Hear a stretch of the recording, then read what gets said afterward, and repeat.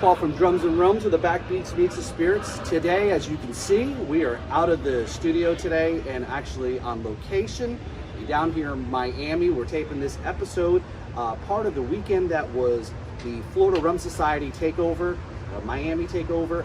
This weekend, where we're taping it, the Miami Rum Congress was scheduled to happen this weekend, but it's been pushed out to March.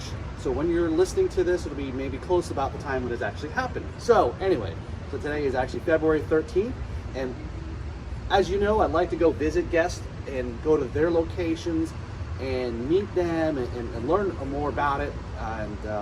But on this episode, however, I'm not able to, and there's going to be a reason why. You'll see and hear why that is not the case, at least at the moment. So again, I want to welcome to the podcast, all the way from the Netherlands, yes, Judith DB.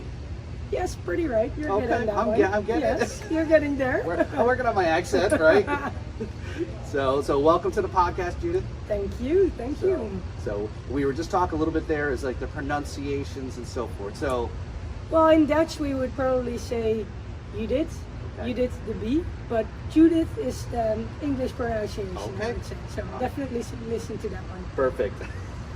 So I appreciate it, and again, how Judith and I met was through the Florida Rum Society. Yep. And this is I think they said yesterday, somebody said yesterday, was our rum society is pretty much, one of the larger active ones here in the U.S. Yeah, we've got a bunch of great guys. And it's known internationally. Oh, okay. Certainly, yeah. Okay. So big as to Jay and John, and I know a bunch of others folks that had really was able to pick up as we're taping this actually also on Super Bowl Sunday. So Judith is going to get to experience that today. Yeah, my first time. Yeah. So we can't wait till we hear what your thoughts are later about all this craziness. And but yeah, so that was as I was going to say, use a football term reference was, the folks here at the Florida Rum Society saw that, and again, I'm not knocking the Miami Rum Congress, but I just use the reference, is they picked up the fumble and they ran with it, right? So again, it's not a knock against, the event, but again, those would change the plans, unfortunately, because of some of the variants that are still floating around and so forth, but nonetheless. But so like I said, we're on location here in Miami Beach. You hear the overhead planes and flying their banners and all this other stuff. So you're going to hear a lot of noise. So bear with us on this. So hopefully the sound is really good. So Jude, as and cars go by, planes, trains, and automobiles. We were just talking about planes, trains, and automobiles. So as we connected in the Facebook group, the Florida Rum Society Facebook group, and as again, I always look and see and check people out, their companies or their brands, musicians, same thing.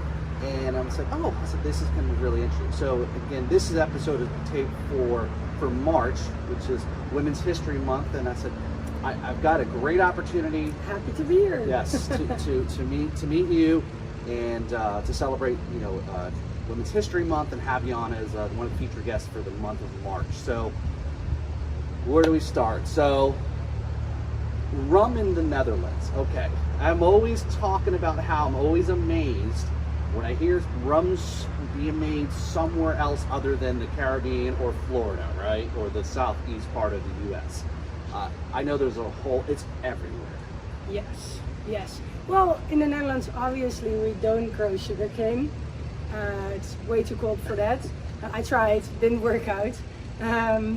Well, we do have, I think, quite some history with rum. Definitely not all good history. But it still is a spot in rum history, and we have, of course, Ian Scheer, the biggest rum trader, is in Amsterdam. I think also the biggest molasses company, EDNF Man, is also based in Amsterdam. So we do have a spot. So and it's we just started there because I lived there. I lived there my whole life. So that's why we started a rum distillery over there. Okay, and it's interesting the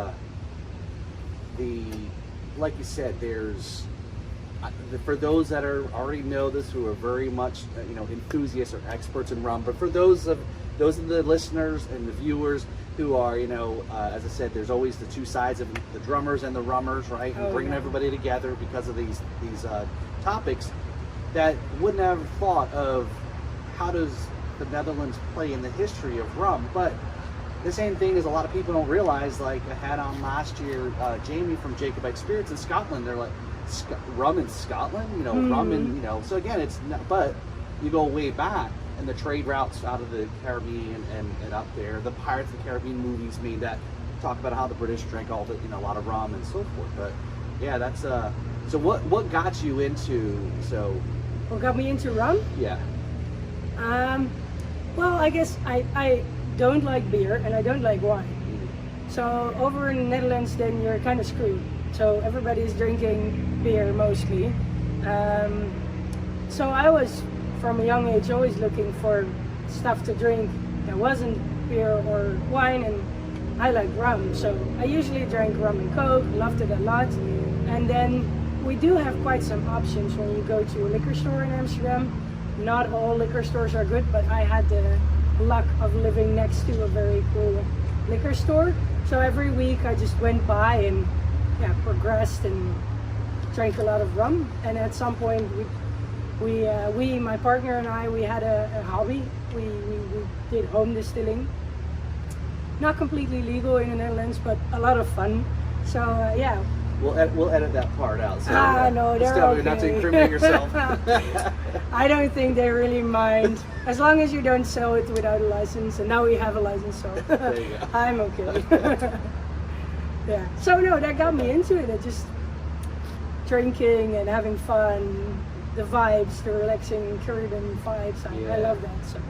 So I guess especially if right, you said the Caribbean vibes there is like a lot of people in our last guest that we had,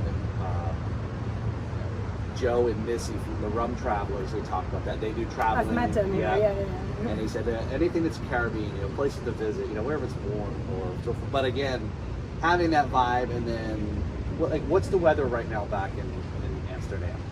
Not too hot. Thinking I only know in Celsius, of course, so it will be around 5 degrees Celsius. So 40, I don't know how would that be. All right, something like that. Yeah, it's, I guess 0 is freezing for us. That's 32. So yeah, somewhere a little bit higher than freezing. Okay, there you go. But way better over here in Miami. So I'm enjoying the sun here. So, what was your, I guess before you started making your own rum, what was your rum of choice? Oh, I still have lots of rums that I drink. I don't drink only my own rum, so I love all the rums. I love St. Lucian rum, so I think you would mostly see me drinking a German's Reserve with Coke, or maybe a Dorley's. I'm always a big fan of those two. But honestly, you can wake me up for a lot. So and again, you mentioned the distilling, part of it that kind of got you into. You guys took it a little further into going from. But yeah, it was a big adventure. We sold our house. Just thought, let's do it. Let's try if we can make this hobby into our real work. I gave up my job and we just went all in. Let's see what we can do. That's very bold. Oh, it was very bold. I'm not sure if I would do it again. I am happy with the choice I made, but I can't say it has been easy. Yes. Yeah, and but I think that's, you always hear stories about people that if you have a passion and a vision, you got to stick to it, because if you keep that passion, that you will get there. And it happens almost in anything. That's it. You just need to persevere and try. And I think we did get a lot of help from people, which made it a lot more fun and worked out. But it just takes a long time. We've been in this trying to get starting that only took 3 years before we even started distilling. So I think if you just take your time, you'll get there. So, totally we just jump right in as usual as I'm on the podcast here and introduce Judith, but I didn't actually get a chance to introduce the company that you guys started. So Rummie Club. So how does that name?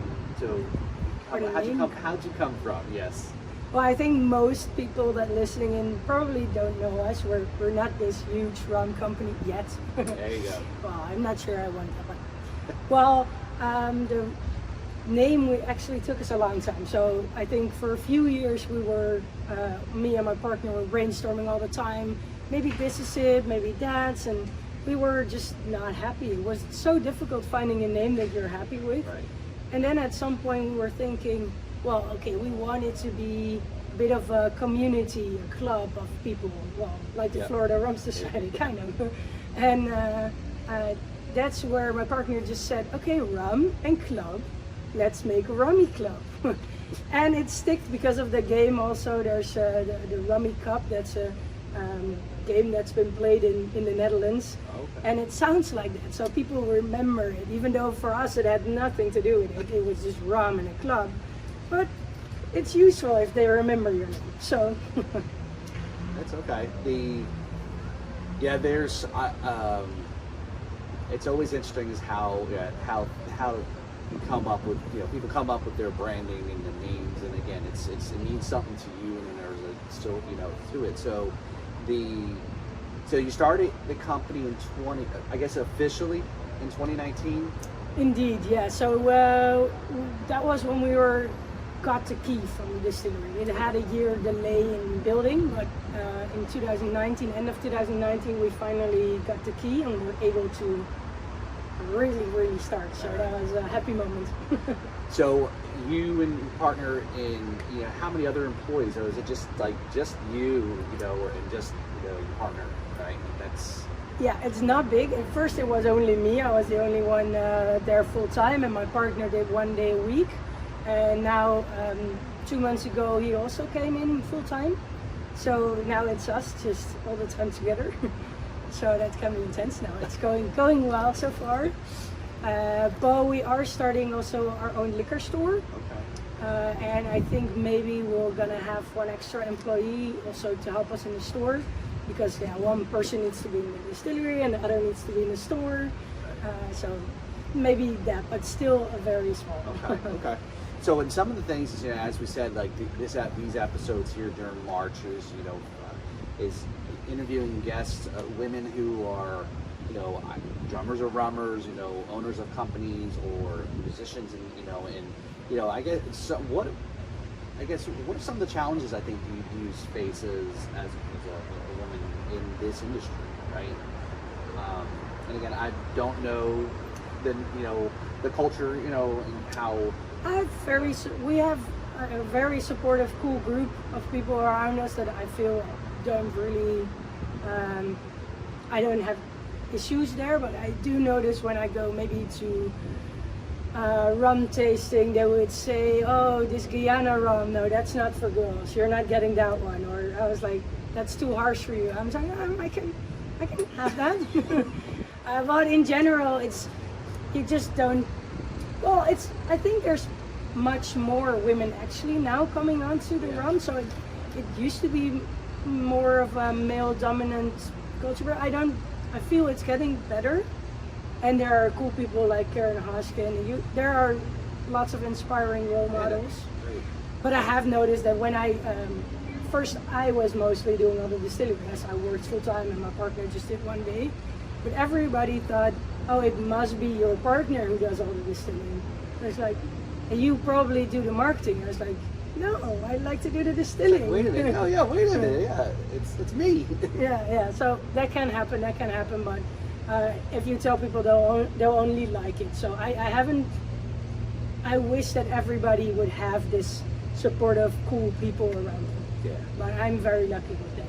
Well, that's great. And again, I think that's the opportunities. It is not just a guys club or a thing or whatnot, and it's anybody. And sometimes, it's about the people. Yeah, Yes. right. I do feel that the rum group is a very cool group to be in. People are very open and welcoming. So yeah, I don't know if it will be in any spirit, but I feel very much welcomed into the community when we started it. So as yesterday we were talking about the tastings that we did. There was, I'll tell you, there's some of the stuff is, as we try to, hopefully there's a plane to get. You're lucky with those. Is some amazing rums that we tried yesterday. Oh right, yes. And we had lovely rums. There's some rums that I would say that maybe not for some guys. I mean it's you've got to have the palate. It's the palate. Oh, some were quite intense, I guess. When I started doing this and getting into rum, I only drink it mixed because at 40% ABV, which in proof it's not too hefty, but it was for me. It was just too much alcohol. I couldn't taste it what was happening further on. But then gradually I got into it and I didn't. Now it feels maybe watery when it's 40%. So I guess that just evolves. Now I drink, when it comes out of my still, it's 80% ABV around there. So I just lost that part that it's too high ABV, but I did have that. So I totally understand that high ABV is not for everybody. That's you definitely, yeah. I mean, I think some of those higher, whether it's a sipper or I think it's got to be in the right cocktail too. Oh yeah. Right. Especially your high end, and that can put some people off. But again, you've got to baby step it, and I wouldn't recommend if you're a typical Bacardi or Captain fan, which is fine. But if you're wanting to get further, I think there's a lot of great information and other folks that are in our group, the Florida Rum Society. That if you want to take it further, baby steps into you don't want to jump up to 100 and like some of that stuff we were trying yesterday was 100 and something. Oh, you could. You probably could, but yeah. So, but yeah. So the distillery. So you're celebrating going into your 3rd year. Yeah, I think if I did the math right. Yep. Good math. And then I'm sure 2020 was a challenge to everybody. It was a big challenge. I think, well, of course, nobody expected it. So we took all the risk we had, and I never thought of something like COVID happening. Right. For us, the timing was a bit unfortunate, as we got the key from a distillery at the end of 2019.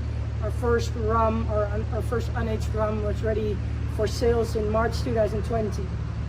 Well, then everything shut down, but kind of we also almost spent all our money on starting it. So it was a bit like, yikes, what are we going to do now? As we're not allowed to sell our rum straight to consumers in the Netherlands. Okay. And well, bars are obviously closed. They have been for most of the last 2.5 years, or 2 years.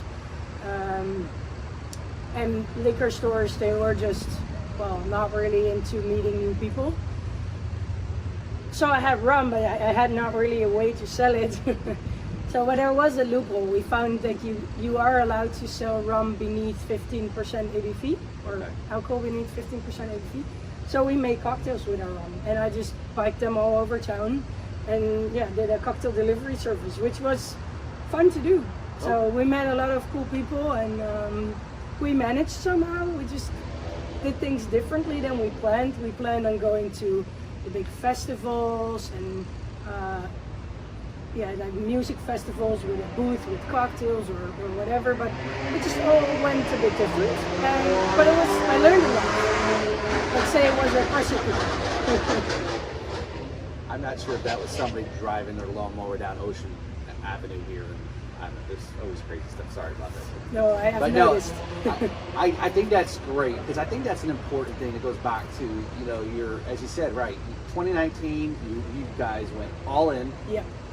2020 happened, and it's the Osh moment, right? Yeah. And say either we're doing this, and I'm sure it was very stressful, and so there was no backing down. We were already all in. You're all in, right? Yeah. As I say, all in playing poker, but then figuring out, okay, we got a plan B or other options, and that's great. You know, say how do we still get something out there to people, right? Oh yeah, and I guess we did get help from many people. People of course saw that it was difficult, so people understood. They bought cocktails, or maybe we did some barrels with whiskey clubs, and we did some contract distilling. We made spirits for other brands. So yeah, we managed somehow to find a different way, and well, maybe that's also a cool way. Yeah. So let's talk about the products here. So we've got a couple. You brought me a couple samples to try. Yes, so, of course. so the first one here is it's an overproof. I Yep, see. that's Okay. an overproof. And let's also too is check out that the artwork on the bottle there. And I want to talk a little bit about the art too. But sure, well, let's first start. Okay, so 58%. Yes, yeah, overproof. So that's definitely also not that one you're maybe gonna start with on its own. You can obviously also go for it in cocktails. Right.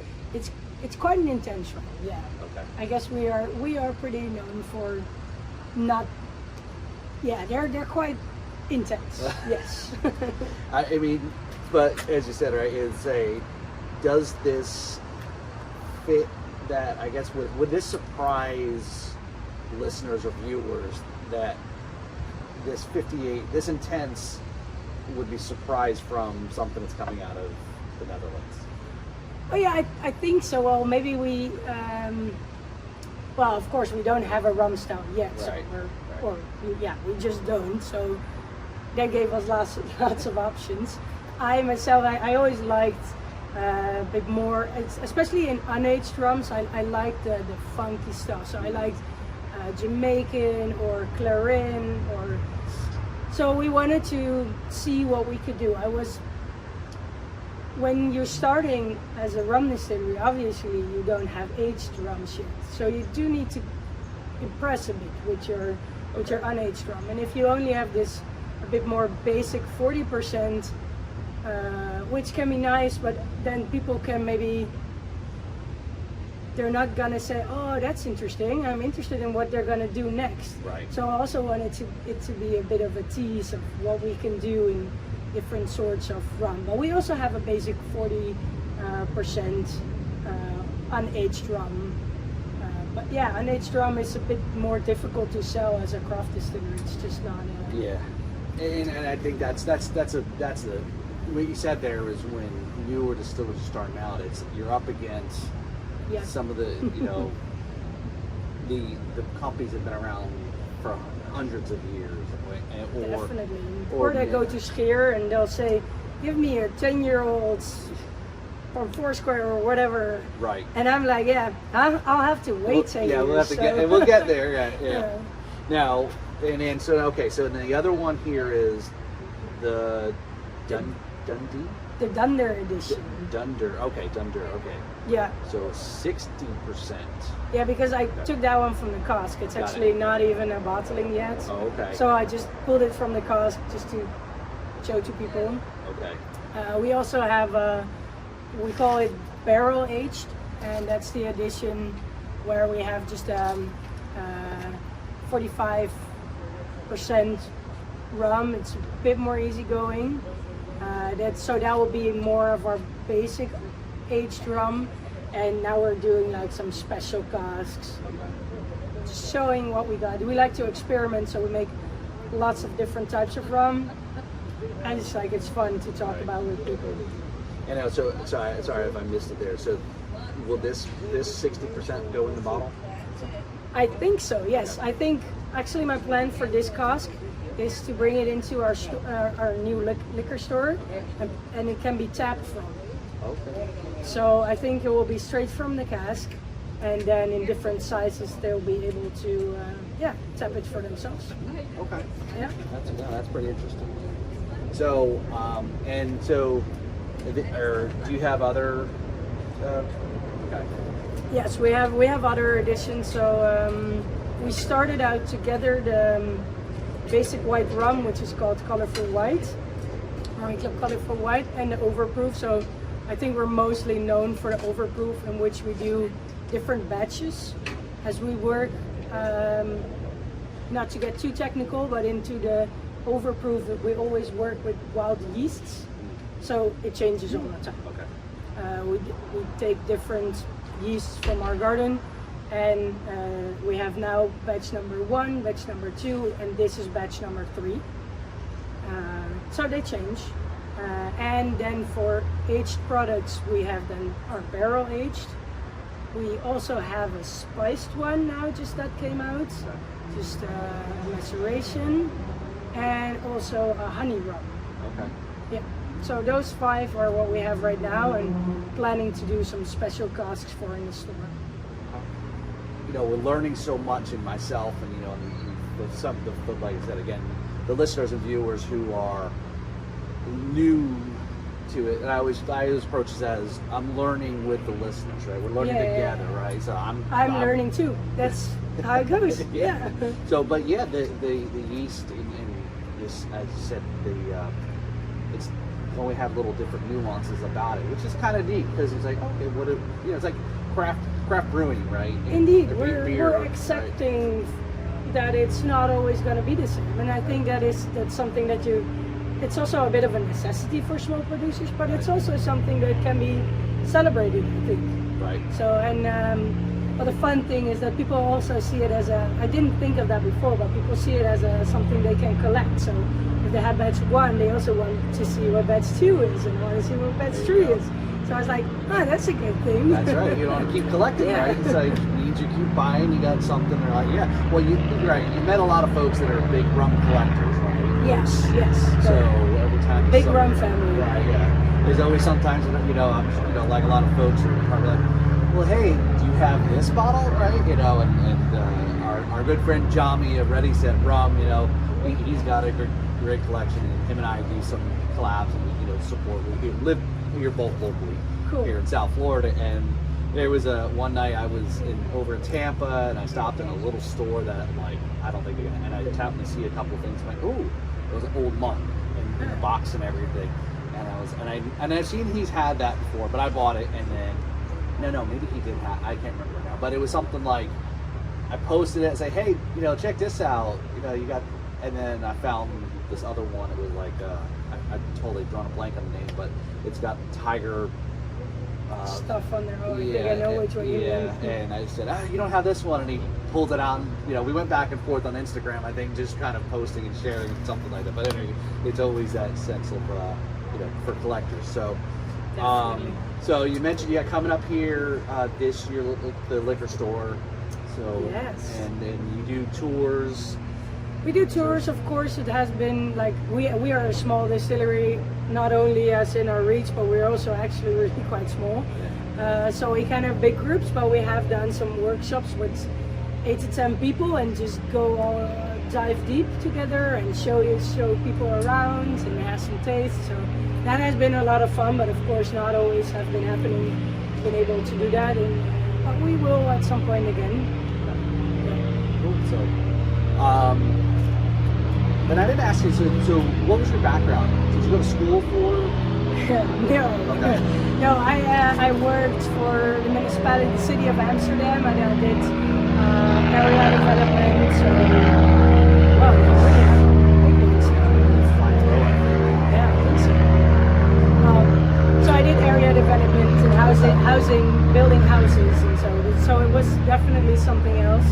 But I just wanted to do maybe work with my hands a bit more. I was more always like in meetings or behind the computer, which actually I had a good job and I loved it, but yeah, I think I loved this one.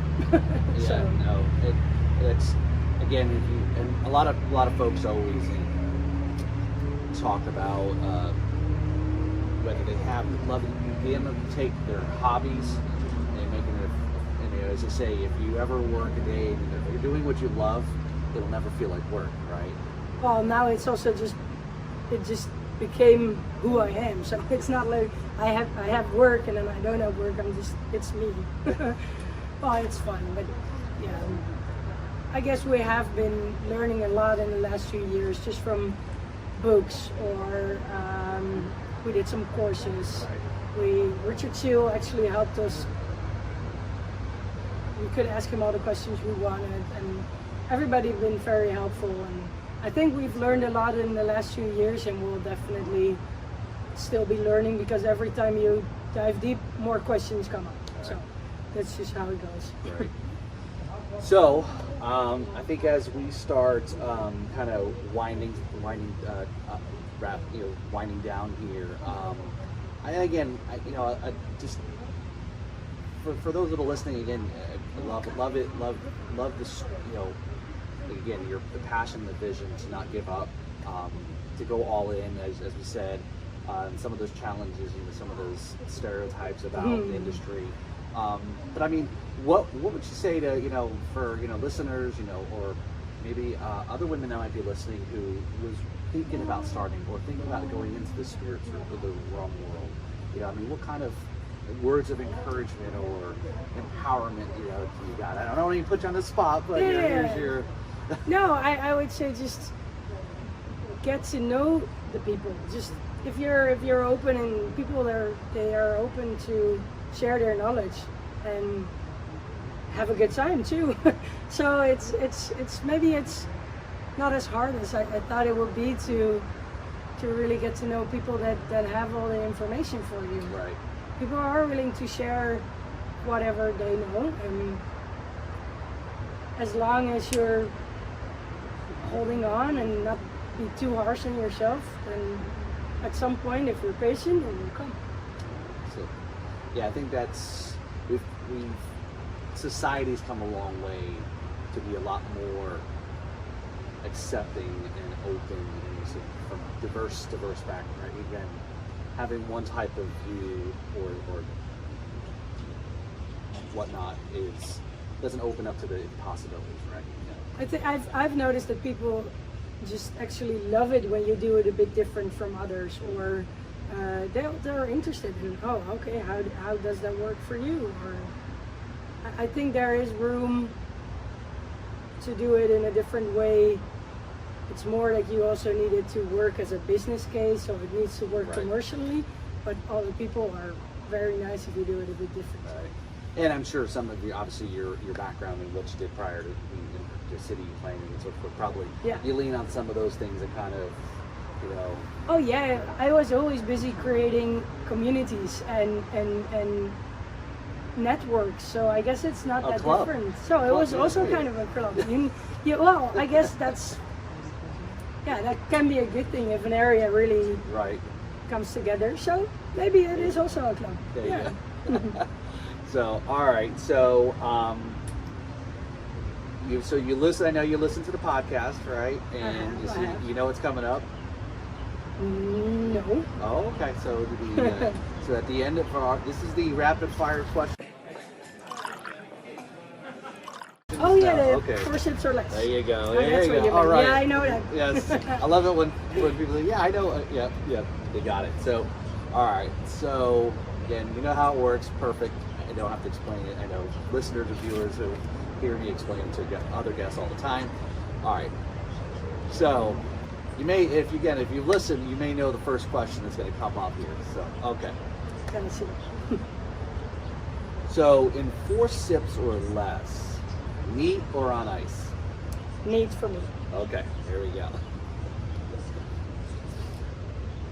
In 4 sips or less,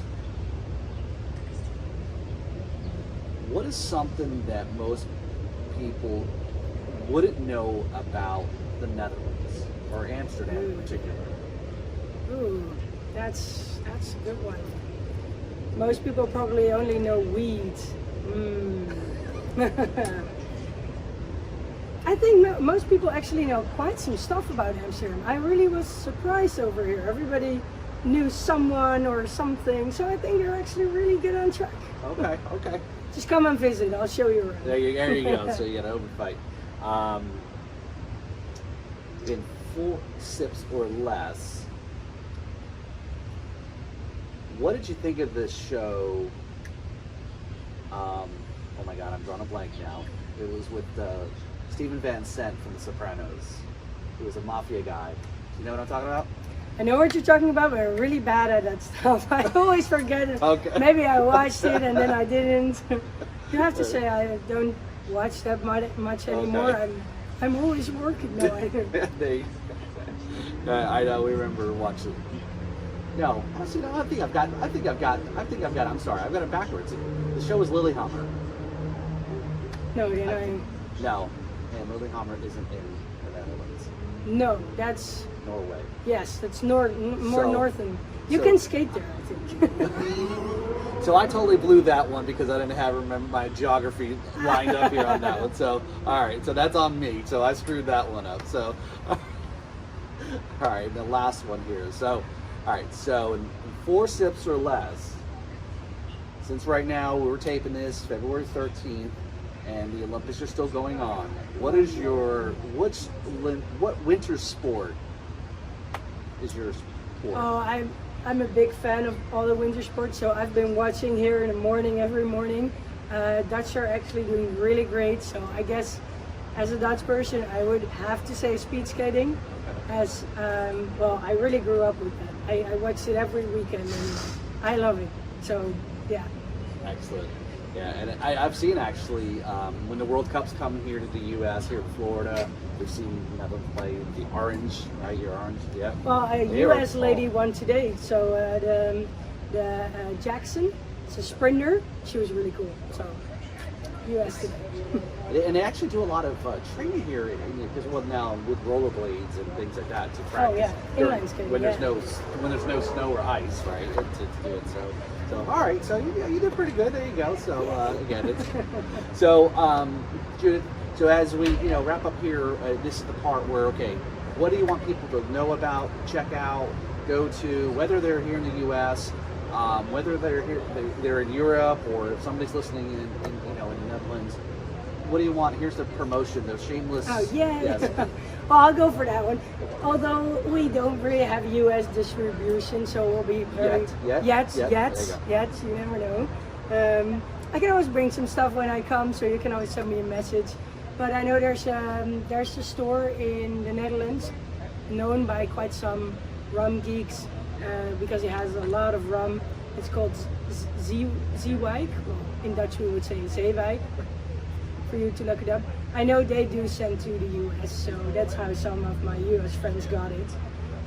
And for the rest, whenever you're in Amsterdam, come and visit.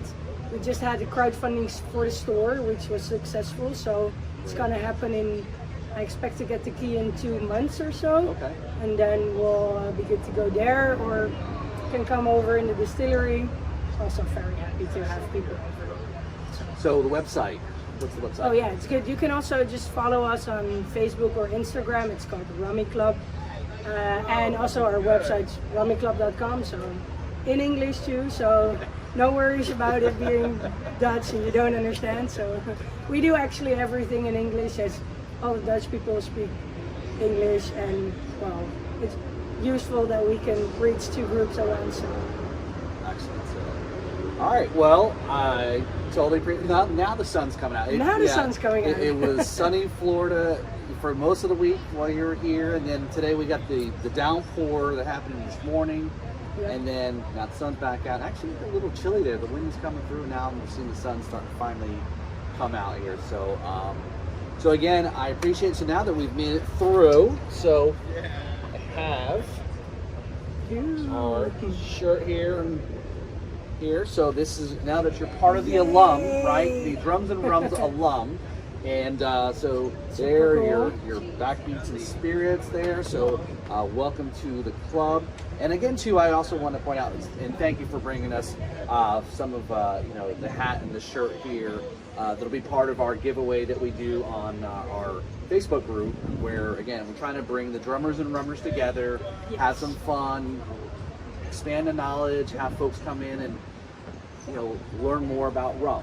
And then we got drummers that are come in and to teach people about some drum stuff too, and super great cool. little, again, it's catchy, as Robert Bird told, and he's been on the podcast. It's called the milkshakes and hand grenades. 2 things that don't go together, drums and rums, but well, it works, do. right? Yeah. It works, right? So, so again, I appreciate it. So there you go. And You.